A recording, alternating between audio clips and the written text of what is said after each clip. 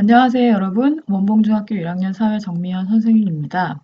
오늘은 11단원의 정치의 의미와 민주정치의 발전 과정에 대해 공부하겠습니다. 주제는 정치의 의미와 민주정치의 발전 과정, 그다음 학습 목표는 정치의 의미를 이해한다, 민주정치가 발전해온 과정을 설명할 수 있다입니다. 교과서 220페이지를 보겠습니다. 오늘부터는 11단원 정치생활과 민주주의에 대해 공부하겠습니다. 우리가 TV에서 보는 정치라고 하는 것은 사실은 좀 부정적이지만 그렇지만 정치적인 과정들이 우리 삶에 아주 큰 영향을 미치기 때문에 우리가 꼭 정치에 관심을 가졌으면 좋겠습니다. 자, 한 장 넘겨서 220쪽을 보겠습니다. 먼저 정치의 의미에 대해 살펴보겠습니다. 정치는 크게 넓은 의미와 좁은 의미로 나누어서 생각합니다. 좁은 의미는 정치를 국가의 통치 행위만에 대해서만 생각하는 것이고, 그 다음 넓은 의미로는 사회적 관계를 맺고 있는 모든 과정에 해당할 때는 넓은 의미라고 표현을 합니다. 자, 이것을 종합했을 때 결국 정치는 이해관계의 대립을 조정하여 공동체의 의사를 결정하는 모든 과정이라고 할 수 있겠습니다. 자, 그러면 이 위에 사진이 두 장 나왔어요. 첫 번째는 친환경 무상급식 법안에 대한 표결을 하겠다라고 하는데 이건 좁은 의미일까요? 넓은 의미일까요? 어, 이것은 국가적인 정책에 관련된 것이기 때문에 좁은 의미라고 할 수 있고, 두 번째는 학교에서 자리를 어떻게 하는 게 좋을까? 이거는 일상생활에서 볼 수 있는 의사결정 과정이죠. 자, 이런 것들은 넓은 의미라고 할 수 있겠습니다. 이런 것도 정치라고 할 수 있을까 하는 생각이 들겠지만 우리가 일상생활에서 모든 의사결정 과정을 다 정치라고 할 수 있습니다.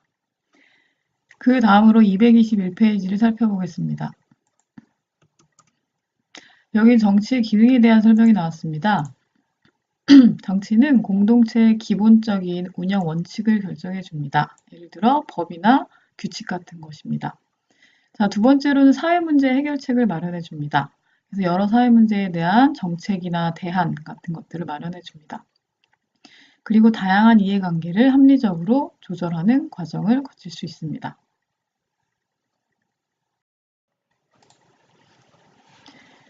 자, 그 다음으로 민주정치의 발전 과정에 대해 살펴보겠습니다. 여기서는 고대 그리스 아테네의 민주정치, 근대 서구의 민주정치, 그리고 마지막으로 현대의 민주정치의 특징을 살펴보겠습니다. 먼저 고대 그리스 아테네의 민주정치에서 민주주의의 어원을 찾을 수 있습니다. 민주주의는 영어로 democracy라고 하는데, 자, 이것의 의미는 다수를 의미하는 데모스와 지배 또는 정치를 의미하는 크라티아의 합성어입니다.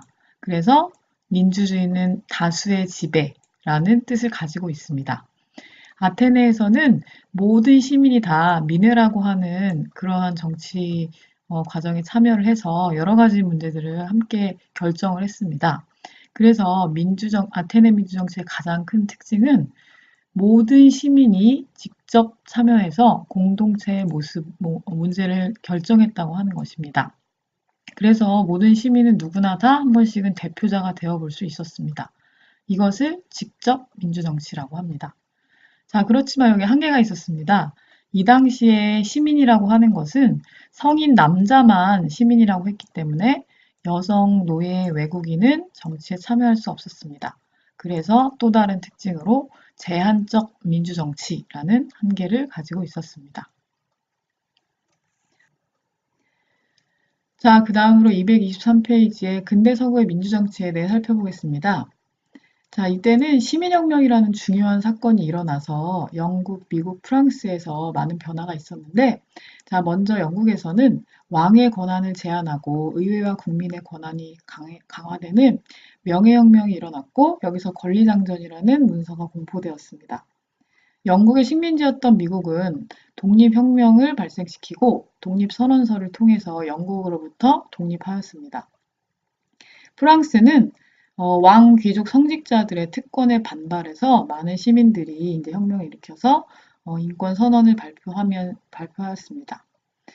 자, 이러한 시민혁명은 낡은 신분제에 의한 차별과 절대 군주, 즉 왕의 억압에 맞서서 시민의 자유와 권리를 보장하려는 노력이었다는 점에서 굉장히 중요합니다.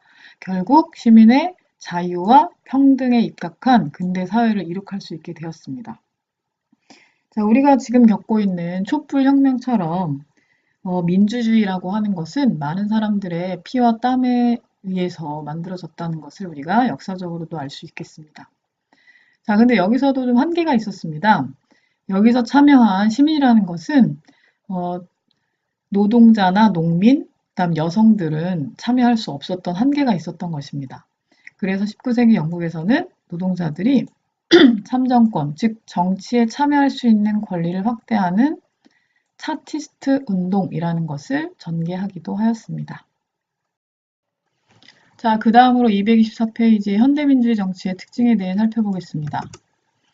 자, 현대민주 정치에서는 이제 보통 선거권이 확립되었습니다. 이것은 일정한 나이가 되면 우리나라 같은 경우 만 19세 이상이 되면 누구나 다 선거에 참여할 수 있다는 것인데 그래서 모든 시민이 다 평등하게 정치에 참여할 수 있게 되었습니다.